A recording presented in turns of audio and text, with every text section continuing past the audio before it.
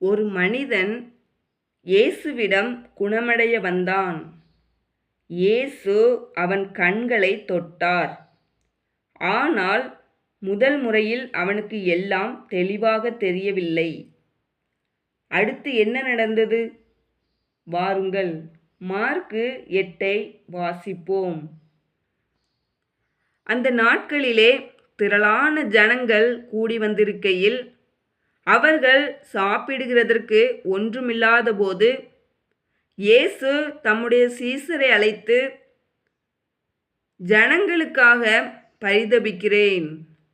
இவர்கள் இப்பொழுது என்னிடத்தில் தங்கியிருந்த 3 நாளாய் சாப்பிட ஒன்றுமில்லாதிருக்கிறார்கள்.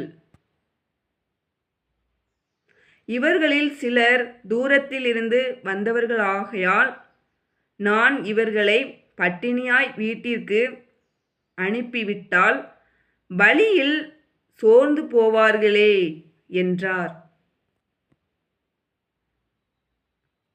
அதற்கு அவருடைய சீசர்கள், இந்த வனாந்தரத்திலே ஒருவன் எங்கே இருந்து அப்பங்களை கொண்டு வந்து இத்தனை பேர்களை திருப்தியாக்கக்கூடும் என்றார்கள்.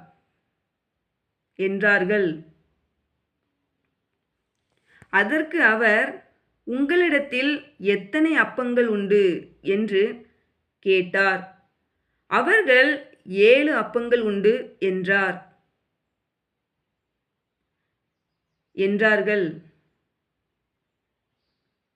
அப்பொழுது அவர் ஜனங்களை தரையிலே பந்தியிருக்க கட்டளையிட்டு, அந்த 7 அப்பங்களையும் எடுத்து ஸ்தோத்திரம் பண்ணி பிட்டு அவர்களுக்கு பரிமாறும்படி சீசர்களிடத்தில் கொடுத்தார். அவர்கள் ஜனங்களுக்கு பரிமாறினார்கள். சில சிறுமீன்களும் அவர்களிடத்தில் இருந்தது. அவர் அவைகளையும் ஆசீர்வதித்து அவர்களுக்கு பரிமாறும்படி சொன்னார். அவர்கள் சாப்பிட்டு திருப்தியடைந்தார்கள். மீதியான துணிக்கைகளை 7 கூடை நிறைய எடுத்தார்கள்.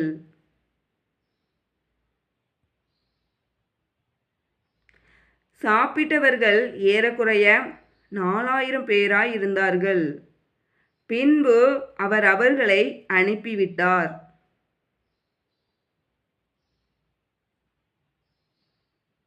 உடனே அவர் தம்முடைய சீசரோடே கூட படவில் ஏறி தல்மனுத்தாவின் எல்லைகளில் வந்தார்.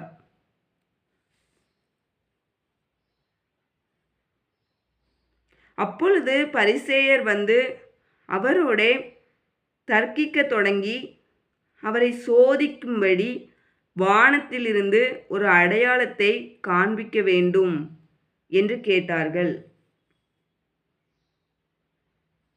அவர் தம்முடைய ஆவியில் பெருமூச்சு விட்டு, இந்த சந்ததியார்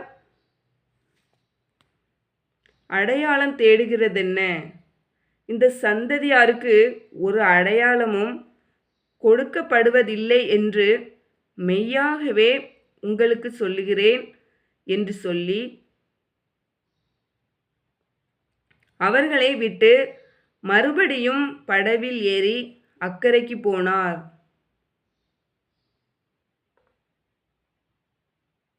சீசர்கள் அப்பங்களை கொண்டு வர மறந்து போனார்கள். படவிலே அவர்களிடத்தில் ஒரு அப்பம் மாத்திரம் இருந்தது. அவர் அவர்களை நோக்கி, நீங்கள் பரிசேயருடைய புளித்த மாவை குறித்தும் ஏரோதின் புளித்த மாவை குறித்தும் எச்சரிக்கையாயிருங்கள் என்று கற்பித்தார். அதற்கு அவர்கள், நம்மிடத்தில் அப்பங்கள் இல்லாதபடியால் இப்படி சொல்லுகிறார் என்று தங்களுக்குள்ளே யோசனை பண்ணி கொண்டார்கள். இயேசு அதை அறிந்து அவர்களை நோக்கி, உங்களிடத்தில் அப்பங்கள் இல்லாதபடியினால் நீங்கள் யோசனை பண்ணுகிறதென்ன? இன்னும் சிந்தியாமலும் உணராமலும் இருக்கிறீர்களா? இன்னும் உங்கள் இருதயம் கடினமாயிருக்கிறதா?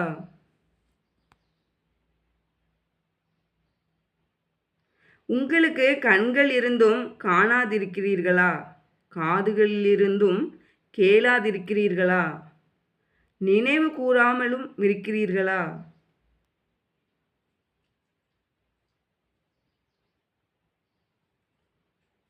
நான் 5 அப்பங்களை 5000 பேருக்கு பங்கிட்டபோது மீதியான துணிக்கைகளை எத்தனை கூடை நிறைய எடுத்தீர்கள் என்று கேட்டார். 12 என்றார்கள். நான் 7 அப்பங்களை 4000 பேருக்கு பங்கிட்டபோது மீதியான துணிக்கைகளை எத்தனை கூடை நிறைய எடுத்தீர்கள் என்று கேட்டார். 7 என்றார்கள். அப்படியானால் நீங்கள் உணராதிருக்கிறது எப்படி என்றார். பின்பு அவர் பெத்சாய்தா ஊருக்கு வந்தார். அப்பொழுது ஒரு குருடனை அவரிடத்தில் கொண்டு வந்து அவனை தொடும்படி அவரை வேண்டிக் கொண்டார்கள்.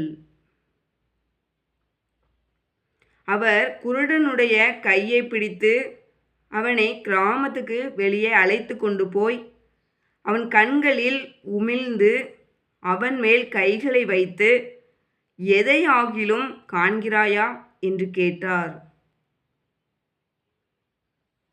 அவன் ஏறிட்டு பார்த்து, நடக்கிற மனுஷரை மரங்களைப் போல காண்கிறேன் என்றான்.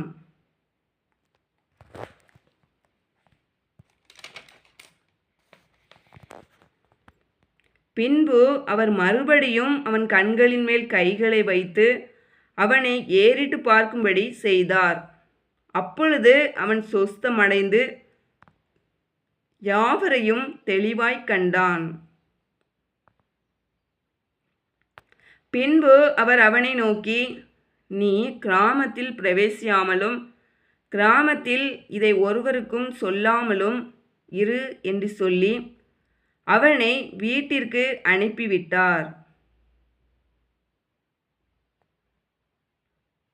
பின்பு இயேசுவும் அவருடைய சீசர்களும் புறப்பட்டு பிலிப்பு செசரியா பட்டணத்தை சேர்ந்த கிராமங்களுக்கு போனார்கள். வழியிலே அவர் தம்முடைய சீசர்களை நோக்கி, ஜனங்கள் என்னை யார் என்று சொல்லுகிறார்கள் என்று கேட்டார்.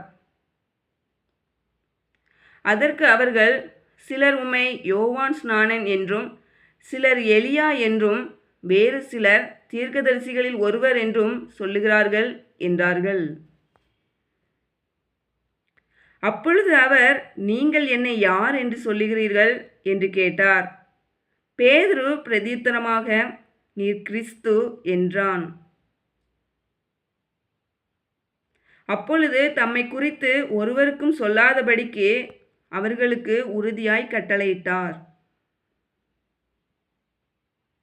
அல்லாமலும் மனுஷகுமாரன் பல பாடுகள் பட்டு மூப்பராலும் பிரதான ஆசாரியராலும் வேத பாரகராலும் ஆகாதவனென்று தள்ளப்பட்டு கொல்லப்பட்டு 3 நாளைக்கு பின்பு உயிர்த்தெழுந்திருக்க வேண்டியதென்று அவர்களுக்கு போதிக்கத் தொடங்கினார். இந்த வார்த்தையை அவர் தாராளமாக சொன்னார். அப்பொழுது பேதுரு அவரை தனியே அழைத்து கொண்டு போய் அவரை கடிந்து கொள்ளத் தொடங்கினான். அவர் திரும்பி தம்முடைய சீசரை பார்த்து பேதுருவை நோக்கி, எனக்கு பின்னாக போ சாத்தானே, நீ தேவனுக்கு ஏற்றவைகளை சிந்தியாமல் மனுஷருக்கு ஏற்றவைகளை சிந்திக்கிறாய் என்று சொல்லி அவனை கடிந்து கொண்டார்.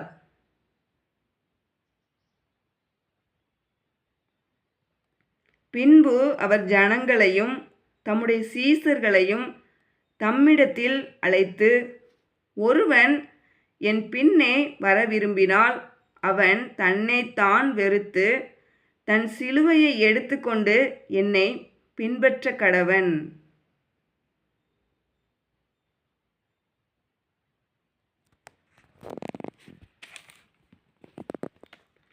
தன் ஜீவனை இரட்சிக்க விரும்புகிறவன் அதை இழந்து போவான். என் நிமித்தமாகவும் சுவிசேஷத்தின் நிமித்தமாகவும் தன் ஜீவனை இழந்து போகிறவன் அதை இரட்சித்து கொள்ளுவான். மனுஷன் உலகம் முழுவதையும் ஆதாயப்படுத்தி கொண்டாலும் தன் ஜீவனை நஷ்டப்படுத்தினால் அவனுக்கு லாபம் என்ன? மனுஷன் தன் ஜீவனுக்கு ஈடாக என்னத்தை கொடுப்பான்? ஆதலால் விபசாரமும் பாவமும் உள்ள இந்த சந்ததியில் என்னை குறித்தும் என் வார்த்தைகளை குறித்தும் எவன் வெட்கப்படுவானோ அவனை குறித்து மனுஷகுமாரனும் தமது பிதாவின் மகிமை பொருந்தினவராய் பரிசுத்த தூதர்களோடும் கூட வரும்போது வெட்கப்படுவார் என்றார்.